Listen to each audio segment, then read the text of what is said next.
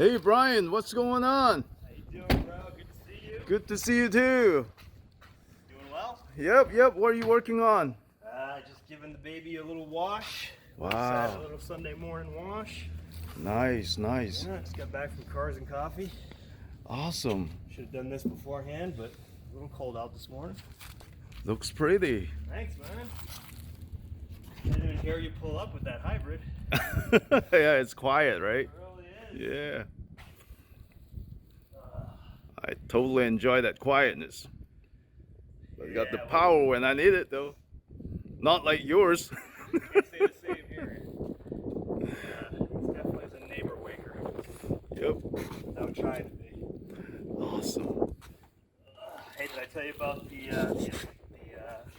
integrated CarPlay and Android phone that I put in this 997 too? No. Can you show me it? Yeah, man. So this is a 2011 GT3 RS 9972.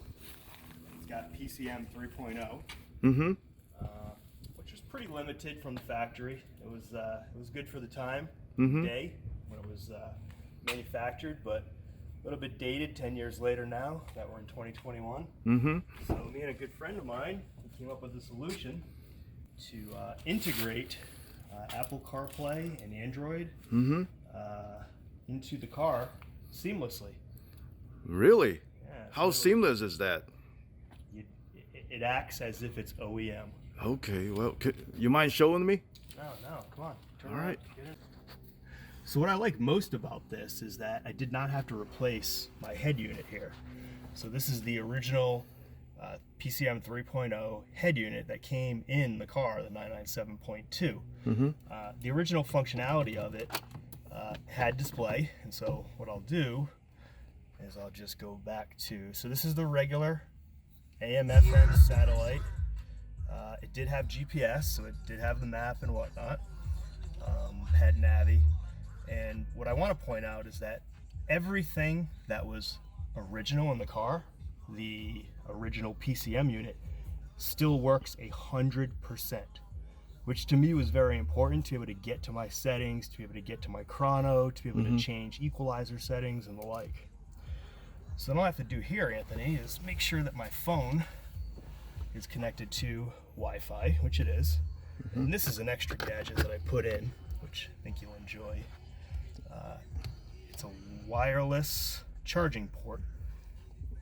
So Wireless charging port. yeah, and How it's does it really work? cool. So you just plug this into a 12-volt lighter, run the cord. I haven't hidden the cords yet because I'm not sure if I want to draw it from the interior of the passenger side, or if I want to continue to run it from the typical cigarette lighter. I see. I don't smoke, so I don't need the cigarette lighter, but I got to figure out where it's going to be best to run the cord. But what's Does it really come nice- off easily? It does. Just tap behind the phone, and you'll see that it releases.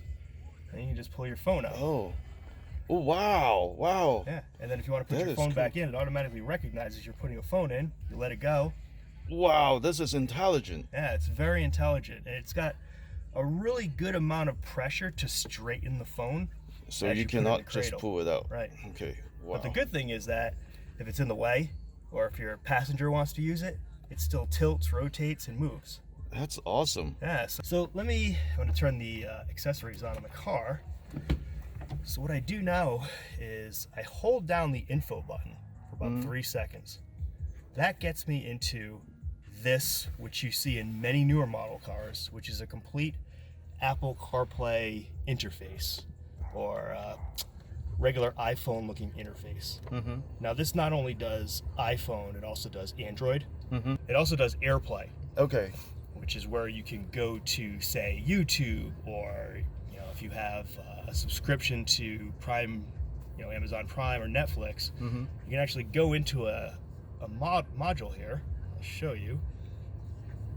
I just click on this 9X, and I can click on AirPlay, and then I can replicate what's on my phone onto the screen on my PCM 3.0. Wow. What's crazy about this is that although the graphics card is clearly probably not as high-tech or not as many pixels as the newer, say, 991, 991.2, etc., it still has a really good picture. Really? Which I was surprised. I actually thought that the resolution quality would be quite low. Yeah, that's what I would think too. But it's not, which is what's crazy. Can you show us? Yeah, sure. So Anthony, what I have to do in order to get into my, say, iPhone, I hit source, I go to auxiliary. Then again, I hold down info for 3 seconds. And now I am actually playing from Spotify into my PCM 3.0. I can also go to Waze and put in an address, for instance. Awesome. Yep. Can also go to my phone. So does it require you to take your eyes off the road because you have to mash the buttons? No, what's really good about this is it's integrated with Siri. And so I can just hold this down and say, play Van Halen Jump on Spotify. Now playing Jump by Van Halen on Spotify.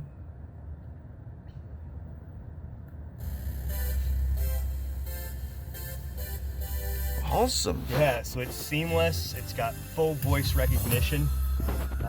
Sound is actually really good. This is, like I said, a 997.2 GT3 RS. Not the greatest sound system in the world, but definitely, it definitely does enough. I think most people enjoy the engine sounds from a 997.2 GT3, GT3 RS, even a, GT3. But the sound that's replicated from my phone into this interface is actually quite good. I used to be the guy that did all the big stereo upgrades in the cars. For this particular vehicle, I did not want aftermarket. Specifically, I didn't want an aftermarket head unit. I wanted to keep the car as original as possible, but function as up-to-date as possible. So that's what I was able to accomplish with this integrated unit. I see. That's pretty awesome. Now, did you say this is a 2011? Yes, this is a 2011, Anthony. I noticed something that doesn't belong to 2011 right here. All right. So What's up with that? what I did here, personally, I thought the steering wheel on the steering wheel I had on my 997.2 GT3 RS was a little bit dated looking. And I wanted to update the interior to make it feel a little bit newer. So what I did is I picked up a wheel off of Suncoast. I believe this wheel was for a 991.2. And then I had a friend come in and he sells a small unit that makes the multifunction work. I did need to get a new airbag for this unit because the airbag from the other unit was not compatible with this steering wheel. So that was about another, say, $1,000 or so from the dealer. The wheel itself was $1,200 to $1,500. So all in, it's about a $2,500 project. I did retain the original wheel so that if and when I do decide to sell the car, that may be never. But I do have the original equipment that I could put back into it. I just think it makes the cabin look much more up to date, and I particularly like the feel of the Alcantara. Okay. Additionally, I was able to get the buttons programmed on this. The buttons work? They do. So I can change the volume. Oh, wow. I won't do it now, but I can change the channel. I can also make calls through this. Wow. Yeah, and I can navigate part of the head unit with this steering wheel. That is pretty awesome. Yeah. Let me just show you AirPlay, which is the ability to screen mirror whatever's on my screen onto the 3.0 PCM interface. So all I need to do is click on this 9XX Research homepage, and then I click on AirPlay. Now it asks me to disconnect CarPlay because you cannot have CarPlay and AirPlay connected at the same time. So I just hit yes. So now what it just did is it disconnected from CarPlay. Now what I need to do is click on AirPlay again and allow screen mirroring on my iPhone. Then I click on AirPlay, and within a couple seconds this will pop up and show my phone's interface. Wow. So then clearly I want this in portrait or horizontal mode, I should say, landscape mode rather than portrait mode. So then I can just go into virtually any app or Google or anything I want on here. I can simply click on a video if I wanted to and play that video on my phone. So of course you still get the commercials, unfortunately, but hopefully we can skip this in 2 seconds. Hit skip ads, and then I've got full video Wow. in my car. This won't turn off when you're driving, so use it with caution. Obviously, when you put it in portrait mode, It just basically follow whatever your screen is. it's mirroring exactly what's on your iPhone. Now you can't use the touch screen in here. Okay. This does not work. Just so you like a have to TV. change anything here on your phone. So it's just like a TV, correct? Yeah. You probably wouldn't want to use this, but just in case you did, you could go into, say, your Facebook, right? Wow. And there's my Facebook profile, or here's my homepage on Facebook, Mm-hmm. and I can scroll and mirror it there if I Wow. wanted to. Again, you cannot do it here on the screen, but it works. Mm-hmm. I'm not sure how useful that would be, but there are many apps in here that would be useful for. Obviously, you can take your email, and again, you can go through all your email. So as you last saw, we were using AirPlay to replicate my phone screen onto the PCM 3.0. I'm going to That's get pretty out of amazing. that now, which I think is a great feature. So I'm going to get out of that. I'm going to stop screen mirroring.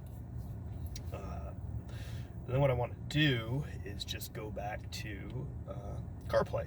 So my CarPlay automatically resyncs. You'll see my regular interface here with the 9XX and whatnot. But what I want to show you here is something really cool. So I'm going to start my car.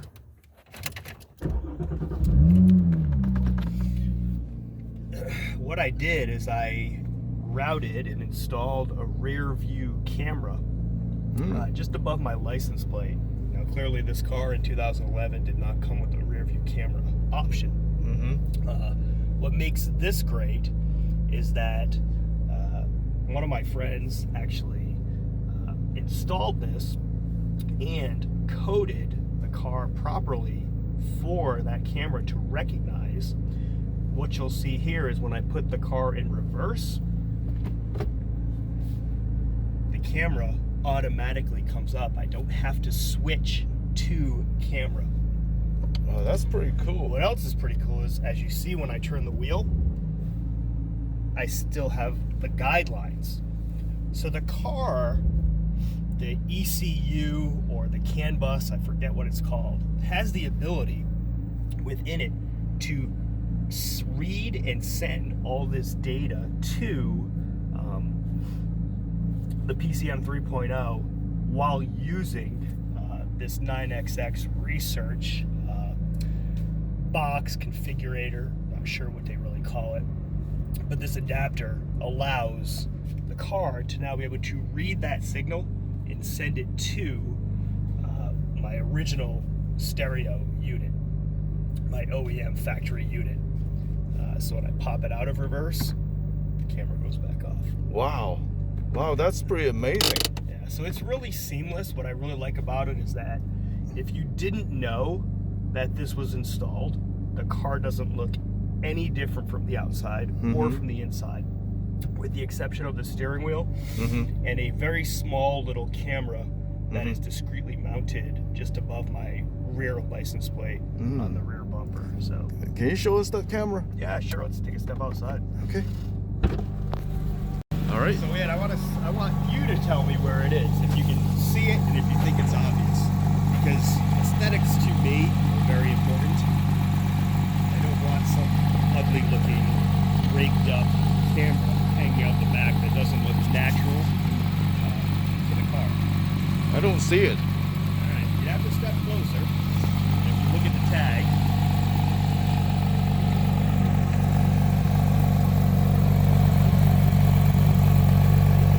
That small camera there. Yeah, wow. And that's all you'll see. There is no other components. All the wiring's been routed through the car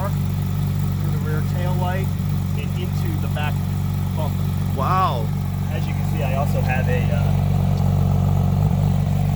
delete plate for the bumper X. That's why this might look different than many of the US versions. Mm-hmm.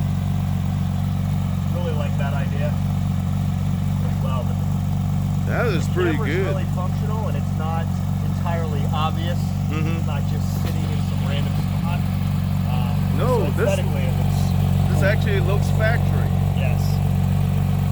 Wow. I think the 991.2, the camera actually looks just like that. Oh, is that right? Mm-hmm. I haven't seen one in person. I haven't looked for the camera on that That's vehicle. awesome.